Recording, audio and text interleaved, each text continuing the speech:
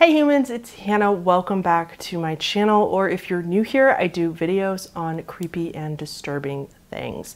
And today we are going to talk about the creepy internet mystery that showed up in about 2012. At first, a lot of people thought that it was just some creepypasta, except this one actually had one element that separated it from other online lore. This story was accompanied by actual proof of its validity. There was photos that he mentioned in the story, the box that he mentioned in the story, and the film that he found referenced in the story he had proof of and uploaded it online in real life, and it matched what he described in the story to a T. Before we get into it today, if you're wondering where I got my shirt from, we're going to talk about that because this video actually has a sponsor, but not just any sponsor, a small business sponsor. So let's roll the clip. I am very excited because this portion of today's video is sponsored by Little and Grimm. Little and Grimm is a small woman-owned indie brand that creates oil-based perfume and other body care products for the weird and wonderful.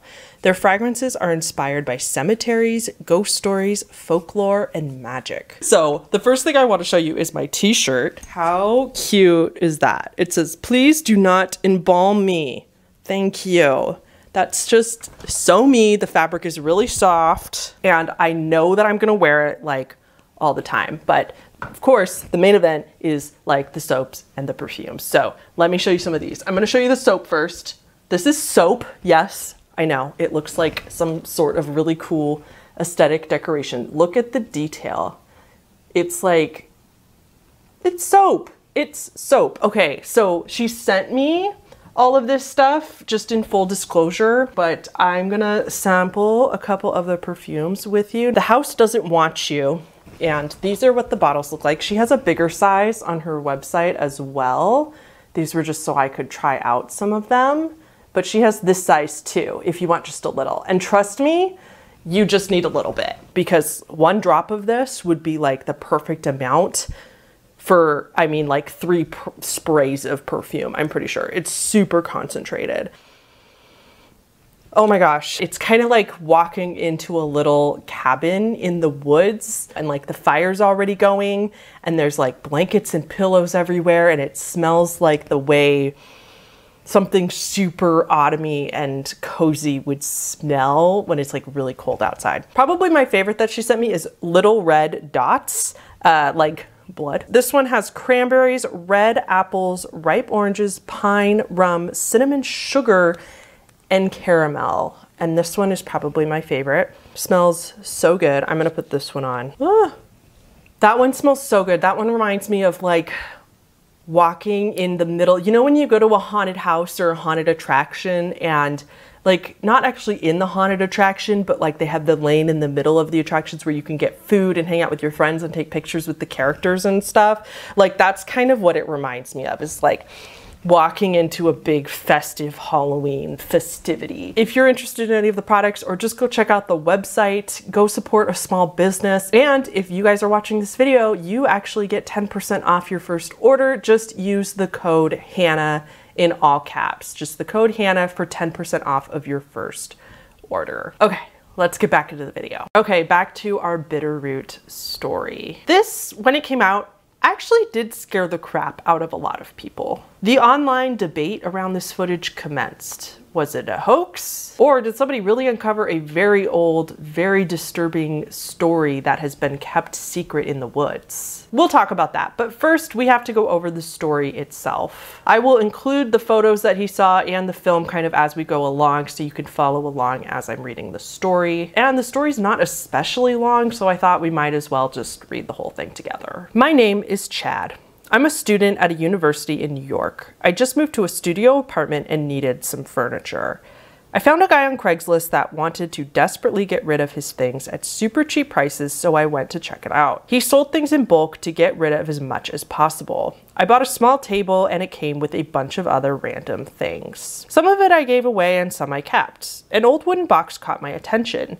It was locked and out of curiosity, I kept it. I had to force open the lid with a screwdriver and inside I found some old pictures. The word Bitterroot was handwritten on the backs of all of them. There was also a tin can that contained a reel of film, that I later learned from my friend Dario, a film student, was 8mm film. The film was pretty damaged, so I just kept it on my bookshelf as decoration, but I couldn't get the pictures out of my head. I had to figure out a way to watch that film. With help from Dario, we got an old 8mm projector in the good working condition on eBay. The film skipped in several spots, so we put it together with a special tape and then watched it. The first 6 seconds of the film didn't have any footage. It was just a white screen. Then the next clip was footage of what looked like the woods. Everything seemed normal at first, like if someone was just filming around to test the camera. It was like this for about 45 seconds until the next clip, which was still footage in the woods. There was what looked like an old mini castle. It then twitched to the next clip of what looked like a man wearing a long cloak walking towards the building. It was filmed from far away, like if the filmer was spying on the man. The filmer later managed to get inside the building. The first 30 seconds of the film was just touring inside the building and then again showing the next clip of the man in a room, although it wasn't an ordinary room. The room was very dirty, and then the man was sitting on a chair at a table with a bowl. He was stirring it, like a witch stirring a cauldron. On the ground next to him was a bag that was about 5 to 6 feet long. The man was poking it with a long stick. The scariest part of this was that the bag was moving like there was a body inside. The next clip was footage of touring around, but not around the house, instead around the room. The man was gone at this point, but the things that I saw on the footage that were in the room made me choke on vomit. There was what looked like a lot of old rotting bodies in these glass little boxes or chambers. The clip changed and went back to the woods again and showed the man walking in the far distance. The filmer was slowly walking towards the man. The clip changed again, but the scenery didn't, like it was another shot. It showed the man with a little bag in his hand walking towards a little tiny ravine. He then tossed the bag in the little ravine, then slowly walked away. After the man was gone, the filmer walked slowly towards the ravine and saw the bag. It actually wasn't a bag, it was an object wrapped in a piece of cloth. The filmer picked up the cloth and unfolded it to reveal the object inside of it. What we found on the clip was disturbing. The object was what looked like a very misshaped head that was horribly battered and beaten. After seeing this, the next clip showed the filmer running away as fast as they could, and then the film ended. Me and Dario had shivers crawling up and down our spines, and I vomited in my mouth. We demanded to know what the heck was going on and why did the seller sell this to us. We contacted Chris, the guy who sold the stuff to us, about what he had sold us, but we didn't get any response back. So that's the story of the Bitterroot footage. It is, like we just established, pretty short, and it's about this guy who comes across this weird object from just a random Craigslist sell, and he finds this footage, which is proof of, you know, some weird experiments going on humans, most likely, and just the person, whoever's conducting the experiments, are just throwing body parts everywhere in the woods and in the house and stuff like that.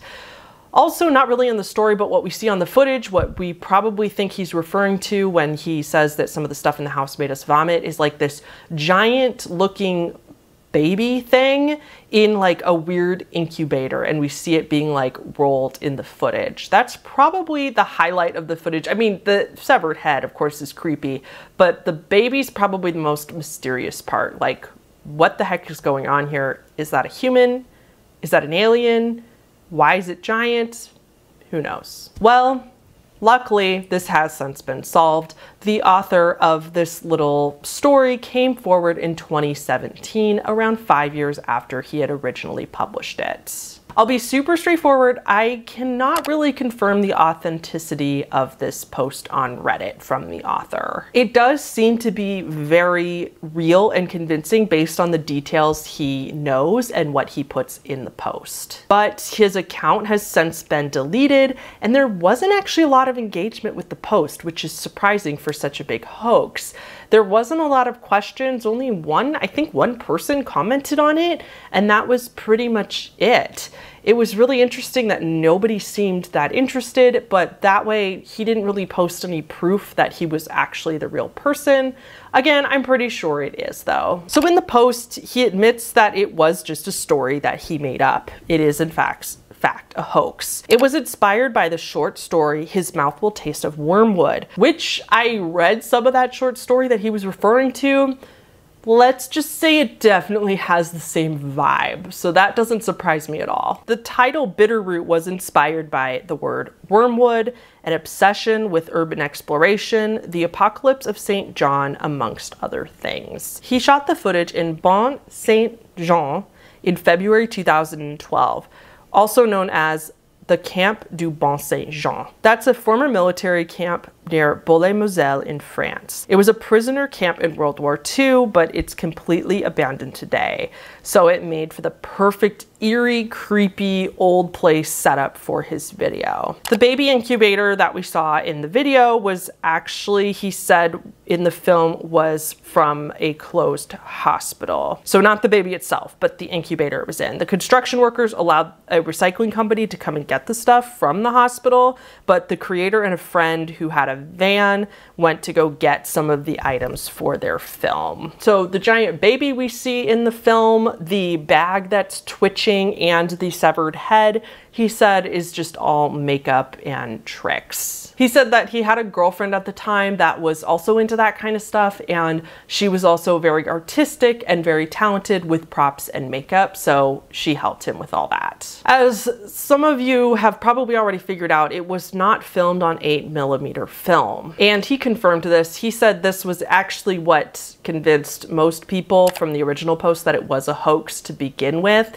because they knew that 8mm film probably would not have been used for the film being made in the 1920s and 30s. That stuff, it wasn't more widely used until much later. So his friend Nico played the cloaked man. They just put a cloak on him to cover his face, and he played the creepy dude. And then the photos were simply edited and just like manipulated to look old. So his friend Dario in the story is actually a little Easter egg or a nod to Dario Argento. He is an Italian film director and producer very well known in the horror genre. And since this took place in France, the creator is French, and I could actually tell English wasn't his first language just by some of the grammar and stuff used in the post, but he actually had no idea what Craigslist was, but he wanted to make the story to take place in America and in English, so he just pretty much looked up what is the American version of, they call it Le Bon Coin. I'm guessing that's how you say it, Le Bon Coin, as you would say in English, which was really basically France's version of Craigslist. You could find the full post from him below if you do want to read all the details, and from his point of view, I'll link that in the description. And he said that he's now confessing this just because it actually makes sense. He's confessing this because he is trying to write his own novel, and he wanted to be known for this Bitterroot footage as a way to promote his upcoming novel. So I'm really curious to know what you guys think. I am particularly fascinated by the fact that so many people seem like almost disappointed when it comes out that these things are fake. First of all, there's the really judgy people that are mean to people that actually believe it, which, I mean, it was set up really well, and a lot of people, how are they supposed to know? Like, I don't think we need to judge people based on if they like fall for something or not. Like, I don't think that's weird to fall for something like that. But being like mad or disappointed that it turned out to be an art project is kind of annoying to me. First of all, like, why do you want this to be true so badly? Like, same thing for ARGs is people get so mad when it's not true, and it's like, yeah, the person's safe and we get to be immersed and pretend like it's real. I mean, can we like just appreciate weird art and creepypastas for what they are? The whole point and the whole fun part about it is that they feel so close to reality and they feel so realistic that we get to pretend like it's real without anybody actually being harmed. I mean, it's kind of up to the individual to suspend their disbelief a little bit just for the joy of enjoying internet lore. So that's the Bitterroot footage. I personally think that it was really well done. I thought that it was a pretty cool art project hoax thing. Not sad that it's fake, because that means nobody's actually being experimented on and cut up somewhere in the woods, but yeah. Of course, thank you so much to my patrons on the screen, especially Colin Holmes, Deck of Cards, Creep Me Out, Alice Paul, Ryan Fenton II, Samantha RG08, and Michelle Valdovino. But of course, a big thank you to everybody on the screen for supporting me. That's gonna be it for today. Don't forget to go check out Little and Grimm's website. Thank you again to them for sponsoring today's video, and I will see you guys all in the next one.